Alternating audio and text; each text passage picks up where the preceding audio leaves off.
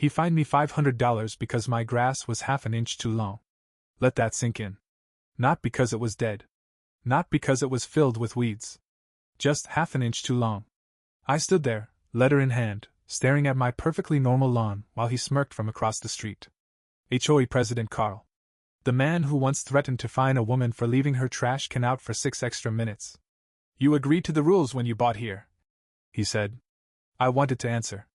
I didn't. Not yet. I paid it. Then came another letter. $700 this time, because, and I quote, the shade of green does not align with community standards. The third one broke me. $900. Reason? Yard ornaments too distracting. That's when I decided I wasn't going to just pay anymore. I was going to follow the rules. Every single one. Right to the edge. And Carl? He was going to hate how perfectly compliant I could be. The first fine was just the beginning. I didn't know that then. I thought maybe it was a warning shot. A stupid, over-the-top one, but maybe Carl just wanted to flex his clipboard a little. I paid it. Quietly. I trimmed the grass to exactly 2 inches. Measured it with a ruler. But the letters kept coming. A week after the shade of green fine, I saw him crouch near my mailbox. Measuring again. This time with some kind of weird color swatch booklet. Like you'd find at a paint store. What are you doing? I asked. Ensuring consistency, he said without looking up. Consistency. That's the word he used.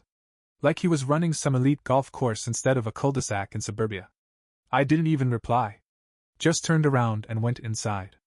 The next day, the letter was there. $700. Grass color inconsistent with community standard 3. 4 vibrant emerald green tone. My grass wasn't vibrant enough. So I fertilized. I watered. I even paid an actual lawn care service to treat it with whatever cocktail they used to make rich people's yards glow. It still wasn't good enough. Carl showed up a week later, sunglasses on, sipping a green smoothie, and dropped a new envelope right into my mailbox by hand. I didn't even wait. Opened it right there. $900. Yard ornaments too distracting. 3 or more items considered excessive as per HOA Bylaw 7. 1. The ornaments, he was talking about. A bird bath. A wind chime. And a little solar gnome I got as a housewarming gift. 3 things. Apparently, that was now. Visual clutter. I looked over at Carl's house. Counted 5 ceramic turtles in his flower bed. 2 hanging planters. A flag. But I guess those weren't distracting. I filed an appeal. Took pictures. Even circled his turtle army in red. They denied it. Said, HOA enforcement discretion applies. That's when things started to feel personal. Next week, Carl started walking his dog past my house. 4 times a day. He'd stop at the edge of my lawn. Look around.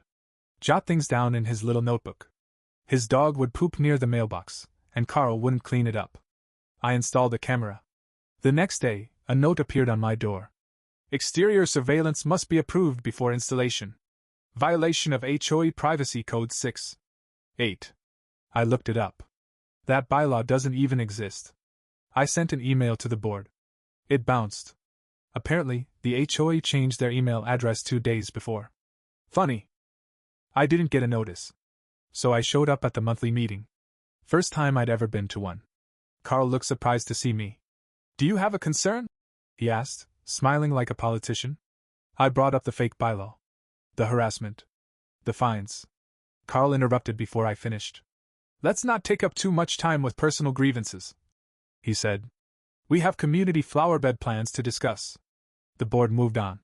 Then came the grass inspection. Yes. That's a real thing now, apparently. Carl brought 2 board members to my yard one Sunday morning. No notice. No appointment. Just walked onto my lawn while I was in my pajamas holding coffee. Routine inspection, he said. I watched them measure, take photos, whisper. I tried to talk. Carl held up a hand. We'll be in touch. 3 days later, a new fine. $300. Bare patch near mailbox noted. Corrective action required. That patch? It was from where his dog had been crapping every morning. I tried to fight it again. Filed paperwork. Nothing. Radio silence. The next week, he started parking his car across from my driveway. Just close enough to make backing out a pain. Then the neighborhood newsletter went out. Carl writes it himself. There was a section titled, Lawn Care Excellence. He included pictures of model lawns, from the street. Guess whose house was cropped out of every shot? Yeah.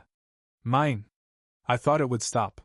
I thought maybe if I just waited it out, he'd get bored and move on. But Carl's the kind of guy who doesn't get bored. He gets focused. He started showing up with a tape measure. Checked my mailbox height. My porch light brightness. Measured the distance between my trash bins and the curb. At one point I saw him literally lying on the sidewalk trying to photograph the angle of my downspout. I started having stress dreams. Lawn-related nightmares. That's when I knew something had to change. Carl wasn't just enforcing rules. He was hunting for reasons. And I was done playing defense. I took a week off work. Told my boss I had a personal matter. That was an understatement. I had a vendetta. I ordered industrial-grade AstroTurf. Researched every bylaw about acceptable lawn material. Found the loophole. Natural grass strongly recommended, not required. Then I called my cousin. He owns a landscaping company. Over 3 long days, we ripped up every blade of grass. Dumped the clippings in the yard waste bin 1 handful at a time, because of course there was a weight restriction. We laid the turf down. Perfectly level. No seams. I measured every inch. Then I grabbed the paint. Bright. Neon. Green. Matched to the exact swatch from Carl's stupid booklet. You want vibrant emerald? I'll give you vibrant emerald. The next morning, Carl walked by. He stopped mid-stride. Just stared. He opened his mouth to speak. Closed it. Then he pulled out his phone. Took a photo. And stormed off. I stood on my porch, coffee in hand, smiling for the camera. But that was just the beginning. I had one more move to make. Something so over the top, so infuriatingly within the rules, he'd never recover. And I already had 147 of them on order. The Flamingos arrived in 5 oversized boxes.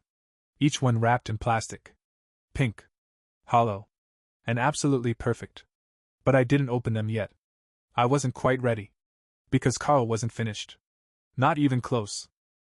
3 days after I installed the turf, I got a letter. Hand-delivered. Of course. This one wasn't a fine. It was a warning. Apparently, someone filed a complaint that I'd used chemical paint that was toxic to community pets. There were no chemicals. It was turf-safe colorant, approved for commercial use, and here's the best part, I had the receipt and the label. I sent both to the HOA inbox. The one that magically works now.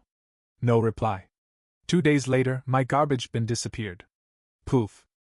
Gone. I checked my camera footage. And there he was. 6:43 a.m. Carl, in gym shorts and flip-flops, rolling my garbage bin away from the curb and down the street. I marched straight to his house. Rang the doorbell. He opened it halfway. You moved my trash bin, I said. I thought it was abandoned, he said, smiling like a cartoon villain. It was in front of my house. No identifying mark, he said. Per HOA Rule 5.9, all bins must be labeled with your house number. I went home. Spray painted my number in bold white across the front of my new bin. He fined me again. $250. Graffiti on refused container. It started getting to me. I was late to work twice in 1 week because Carl's car was suddenly always right across my driveway. I had to do a 10-point turn just to get out. My boss pulled me into a meeting. Everything okay? I lied. Said I was just dealing with some home repairs. He nodded. We all go through it, he said. Except no. This wasn't repairs. This was targeted sabotage. Then he started calling animal control. Twice. Once for a barking disturbance from my backyard. I don't own a dog. Second time for a feral cat infestation. Animal control showed up. Embarrassed. Apologetic. Someone's got it out for you, one of them said. No kidding. My wife was the first to really say it out loud. We were eating dinner. Chicken and rice. The usual. She was quiet the whole time. Then she looked up and said, Why does he hate us? I didn't know what to say. My daughter, 7 years old, bless her, said, Is it because our grass is better than his? That made us laugh. For a second. But then the mood shifted again.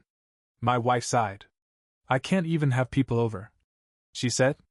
I'm afraid he's going to show up and take pictures of their cars. He already had. My in-laws got a warning notice when they visited last month.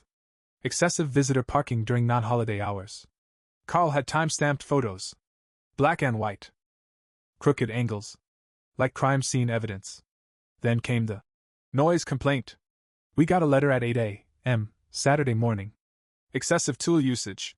Disruptive sawing and hammering noted between 9:12 p.m. and 9:23 p.m. on a weekday. The thing is, I hadn't used any tools that week.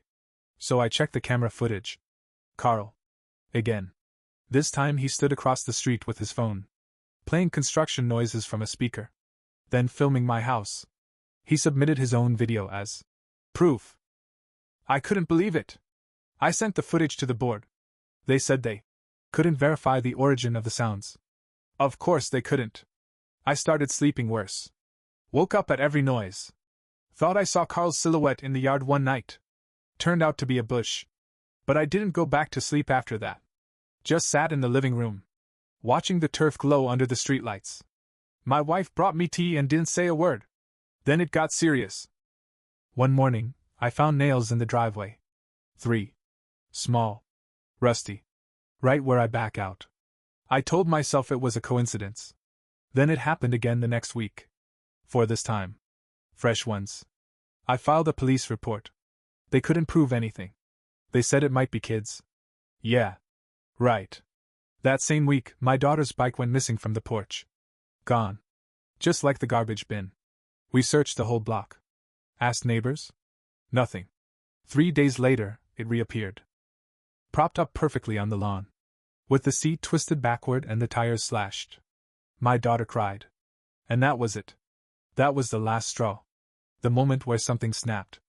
I stood in the yard that night, under the porch light. Turf beneath my feet. Fake grass. Fake peace. And I said it out loud. Enough is enough. It's time for revenge. And I had 147 reasons to do it. Monday. I started small. Printed out every HOA bylaw. All 87 pages of it. Put it in a binder. Labeled it the Carl Protocol. Then I highlighted every single phrase that included the words acceptable decor within reason, or aesthetic standards. You'd be surprised how often the rules contradict themselves. I wasn't. Carl wasn't a rule follower. He was a rule weaponizer. If it was vague, he used it. If it was specific, he twisted it. So I studied it. Like it was a final exam. Like my lawn depended on it. Because it did. My first idea was a little aggressive. I found out Carl's side fence was technically 6 inches over the setback limit. I thought, perfect. I'll report it anonymously. Let the HOA taste its own poison. But then I stopped myself. Carl is the HOA. Or might as well be. The board's just a bunch of yes men who clap when he farts. If I filed a complaint, it'd mysteriously vanish. Or worse, backfire. That's when I realized, if I was going to win, I couldn't break the rules. I had to obey them. Brutally. I made a list. A revenge wish list. It looked like this. Legal. Annoying. Impossible to punish. Very, very visible. I knew the turf had worked. He hated it. But it wasn't enough. I needed to go bigger. Weirder. Louder. That's when the Flamingos started calling to me. All 147 of them, sitting in boxes in the garage like an army waiting for war. But it still wasn't time. I needed insurance. So I made an ally. Her name was Bonnie. Lived 2 houses down. Retired schoolteacher. Master gardener. Real sweet until you got her talking about Carl. She used to have this big sunflower patch near the sidewalk. Carl fined her $150 for unauthorized flora. Called it a distraction to drivers. Bonnie was still mad. Like quiet rage mad. So when I brought her the binder, she read every page with a magnifying glass. Her verdict? He's bluffing. Half of this crap isn't enforceable. I loved her immediately. Together, we formed a tiny rebellion. Bonnie had dirt on Carl.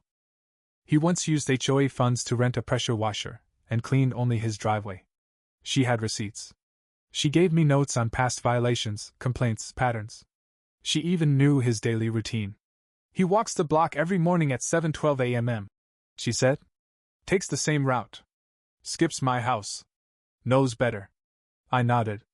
I started walking at 7:15. Right behind him. Every day. Didn't say a word. He didn't either. Not at first. Then I got bolder. I started taking photos. Not of him, of my own house. Documented everything. Turf, pristine. Decor, zero.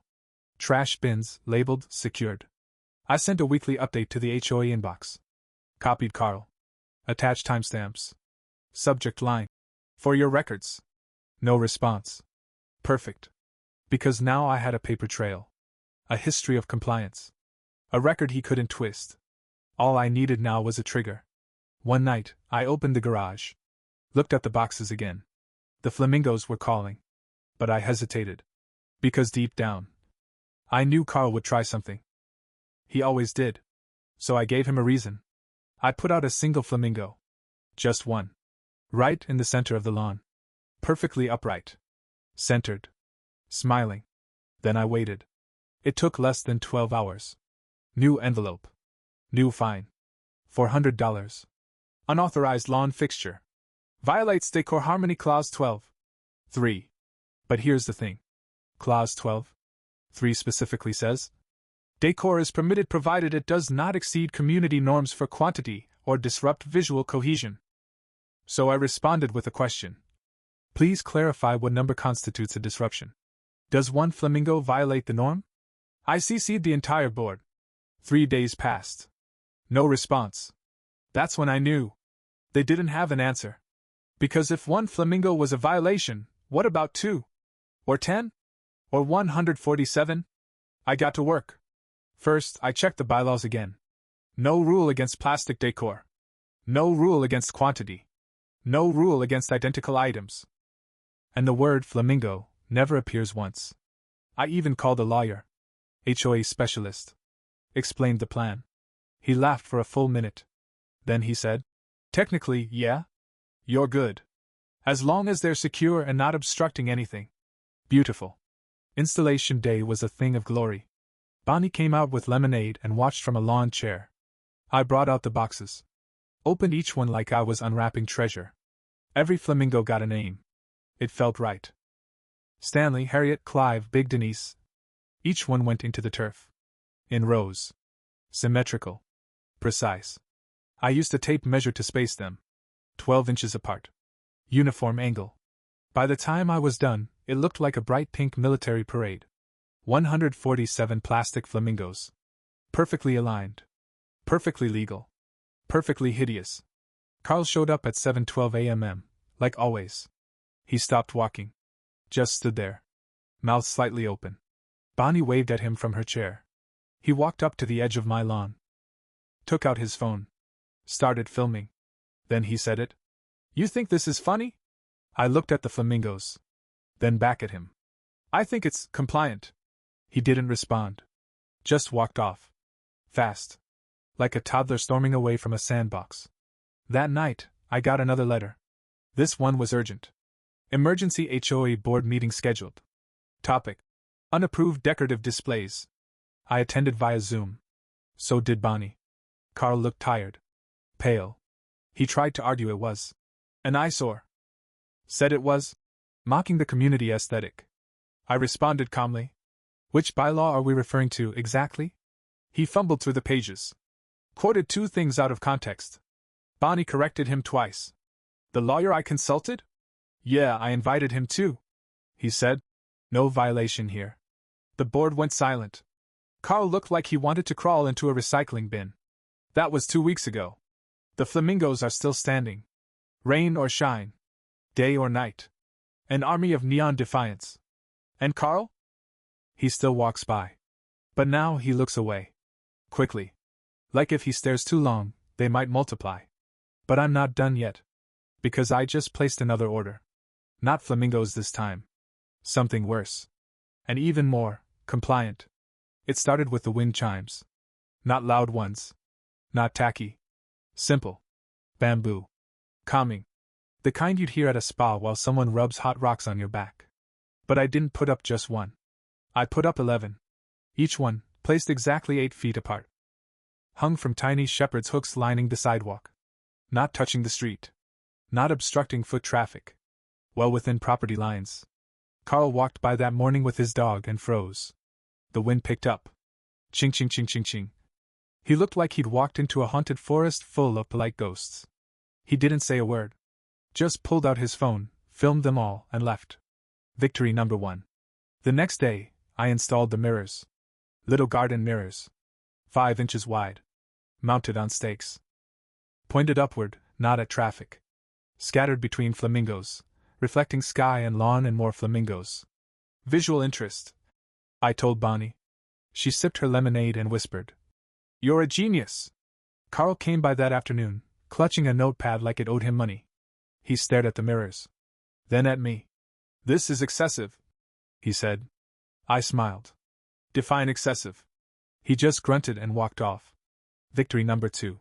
That night I had doubts. Sat on the porch. Looked at my ridiculous lawn. I mean, it was insane. 147 plastic flamingos. Bamboo chimes. Sky-reflecting mirrors. It looked like a kindergarten art project funded by a confused billionaire. I asked myself, what am I doing? Then I remembered the nails in my driveway. The slash bike. The bogus fines. The dog poop. The stress. The sleep I'd lost. I looked out at Carl's house. His lights were still on. He was probably drafting another complaint. And just like that, I was sure again. Next phase, the signage. Not words.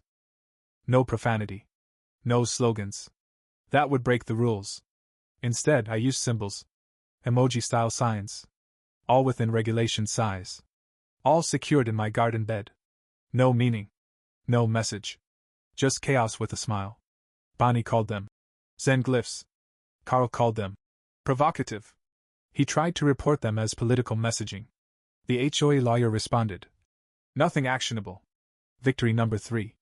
3 days later, I got an email. Subject, request for lawn compliance review. From Carl. Of course. He wanted a formal inspection.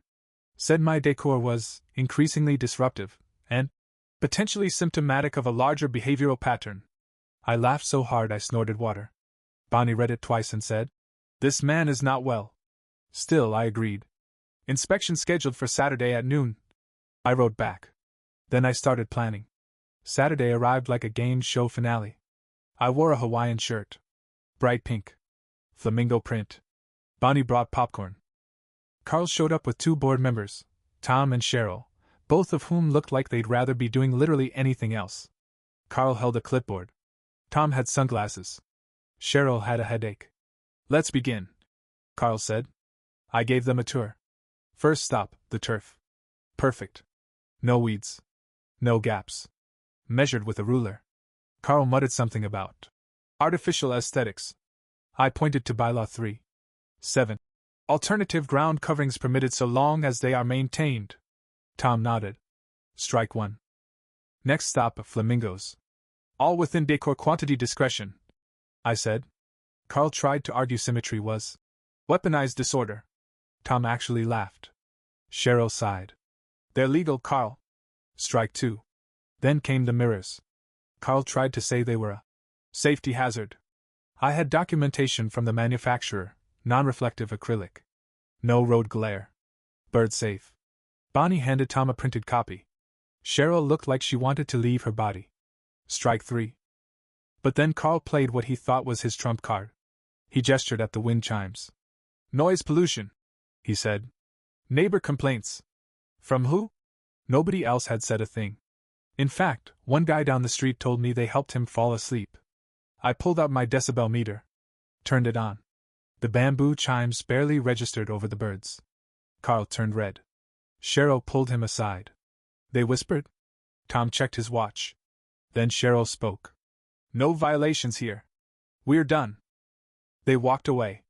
Carl didn't even look at me. Victory number 4. That night something happened.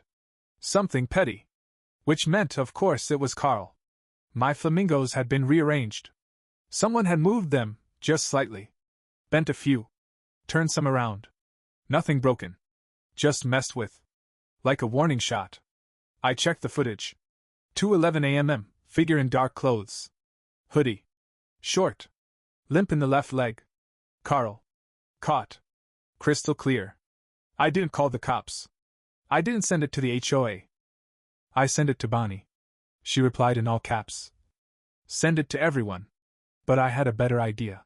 I printed a still image of him, mid-sneak, caught between Flamingos number 72 and number 73. Blew it up. Poster-sized. Mounted it on a yard sign. Placed it dead center on the lawn. Caption. HOA President of the Month, caught in the act. Carl walked by at 7:12 a.m., as usual. He saw it. He stopped. He just stood there. Staring. I didn't say a word. Didn't have to. His face said everything. Then he turned. Walked away. Slower this time. More careful. Less smug. Like a man who just realized the game has changed. And maybe, just maybe, he's not winning anymore. The sign stayed up all week. Carl stopped walking by. He changed his route. Started crossing the street at the corner like my lawn was contagious. Neighbors noticed. Oh, I see Carl made the front page of your yard, one guy said, laughing as he jogged past. Bonnie printed bumper stickers. Flamingo Nation, compliant and proud. I didn't ask her to. She sold 17. The tide was turning. But I wasn't done. I had one last move. The final play. The cherry on top of the neon green, bird-covered cake. It started with a community suggestion box. I built it myself. Painted it HOA beige. Lettered the front with tasteful calligraphy. Your voice matters, Carl cares. Mounted it right at the edge of my lawn, under a solar spotlight. Technically it was decor. Within size limits. Didn't block the sidewalk. Totally legal. Inside was a stack of printed forms. Dear Carl. My concern is underscore underscore underscore underscore underscore underscore underscore underscore underscore underscore underscore underscore. I suggest you fix it by underscore underscore underscore underscore underscore underscore underscore underscore underscore underscore underscore. Respectfully. A concerned neighbor. People used it. A lot. One day I opened it and found 11 forms. Highlights included. Please stop weaponizing tape measures. Let dogs be dogs. Carl, we all hate you. Kindly retire. I didn't write any of them. Didn't have to. Bonnie held a garage sale that weekend. Only she didn't sell garage stuff. She sold replica flamingos. People bought them like it was Black Friday. By Sunday morning, the block had changed. Flamingos on fences. On porches. In flower pots. Taped to mailboxes. One guy mounted his on a Roomba. They called it Patrol Bird. Even the quiet couple at the end of the street joined in. They put googly eyes on theirs. Carl must have felt like he was living in a nightmare. A very pink, very chirpy uprising. Then I got the golden ticket. An email. From a Real HOA board member, Cheryl. Subject line. Confidential, Carl's position. She was done. She said Carl was out of control. That he'd filed more complaints in the last 90 days than the previous 3 years combined. That he'd harassed at least 5 other homeowners, tried to get one guy evicted for illegal mailbox curvature, and had misused HOA funds again, this time to buy a new office chair. For himself. A leather one. With a massage function. She didn't want to be part of it anymore. She wanted to help. So we met. Neutral ground. Her driveway. She wore sunglasses like she was in a spy movie. I want him gone, she said. You and me both. She nodded. Then handed me a thumb drive. Board meetings next week, she said. This might help. I opened the files that night. Audio recordings. Meeting transcripts. Emails. Including one where Carl asked a vendor if they could create fake violation notices for intimidation purposes. I nearly dropped my drink. It was worse than I thought. And exactly what I needed. I compiled everything. The videos. The documents. The flamingo footage. The complaints. The Carl Cares forms. Put them in a folder. Titled it Operation Flamingo Drop. Then I printed 50 copies of a flyer. On the front, a photo of Carl sneaking across my lawn. Caption. Do you know who's running your HOA? Inside, bullet points. Unauthorized fines. Abuse of power. Harassment of residents. HOA fund misuse. Flamingo hate crimes. Stapled one to every community bulletin board. Mailed a copy to every house on the block. Dropped one at Carl's door. The HOA meeting was standing room only. Carl showed up late. Wearing a sweater. Nervous energy. Eyes scanning the room. Bonnie sat next to me. She handed out mints. For morale, she whispered. I stood up first. Presented. Operation Flamingo Drop. Like it was a TED Talk. Clicker and everything. Cheryl backed me up. Played the audio. Tom actually gasped out loud. One guy in the back shouted, "You're done, Carl!" It got real quiet after that. Then Carl tried to speak. But no one let him. The board voted. Unanimous. Carl was removed as HOA president. Effective immediately. No ceremony. No speech. Just a quiet, defeated man collecting his clipboard and walking out. Right past the Flamingos. That night, Bonnie brought champagne. Not good champagne. It didn't matter. We toasted on the porch. Neighbors came by. Laughed. Took selfies with Flamingo number 1. Even Carl's former allies stopped to say hi. One of them apologized. I didn't know how bad it was, he said. I smiled. You weren't supposed to. That was the point. The fine stopped. The trash bin stayed. My daughter's bike got a sparkly new basket. And my lawn? Still neon green. Still fake. Still flawless. The Flamingos? Most of them stayed. Some wandered off to other yards. A few retired to the garage. But number 72 and number 73? The ones from Carl's late-night adventure? I bolted them to the turf. In honor. War heroes. Carl? He still lives down the block. I see him sometimes. Mowing his lawn with obsessive fury. Measuring the edge with a yardstick. Trying to stay invisible. Trying to pretend it never happened. But every time he walks past my house, I wave. Big smile. Nice day, isn't it? He nods. Barely. And walks faster. Because he knows. He lost. And the Flamingos? They never forget. It's been 6 months. The turf still looks brand new. Never needs mowing. Never needs watering. Doesn't care about seasons or bylaws or Carl's feelings. People used to walk past my house and stare. Now they stop and smile. Some take pictures. One kid called it Flamingo Disneyland. I'll take it. Carl's quiet these days. He resigned from the HOA completely. Tried to stay on as a consultant. But nobody wanted that. He doesn't wave. Barely makes eye contact. Word is he tried to find someone last month for hanging string lights.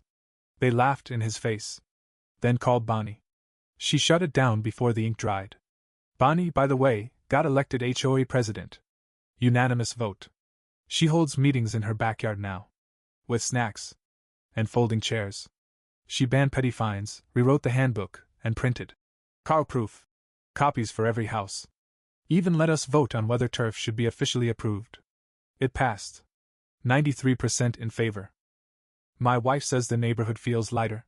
She plants flowers again. My daughter plays outside without me pacing the porch like a prison guard. Sometimes I forget how heavy things were. How one petty man turned a lawn into a battleground. But then I see the Flamingos. Still standing. Still smiling. And I remember. The weird part? I don't regret any of it. Not the turf. Not the Flamingos. Not even the fake suggestion box. Because this wasn't just about grass. It was about control. Carl thought rules made him powerful. But he never understood what real power was. Compliance is boring. Weaponized compliance? That's art. Sometimes people ask if I'll take the Flamingos down. Make the lawn normal again. But the Flamingos stay. Every last one. Not out of spite. Not anymore. They're a reminder of how far someone will go when they think they can't be stopped. And how far you can go when you decide they're wrong. Last week, a new family moved in. Nice people. Young. Friendly. They stopped by with cookies. Then asked quietly, almost nervously, "So, what's with the Flamingos?" I smiled. Told them I'd explain one day. Maybe. But not today. Let them enjoy the neighborhood peace for a while. Let Carl mow his lawn in silence. Let the Flamingos guard the turf like they always have. Forever proud. Forever legal. Forever pink.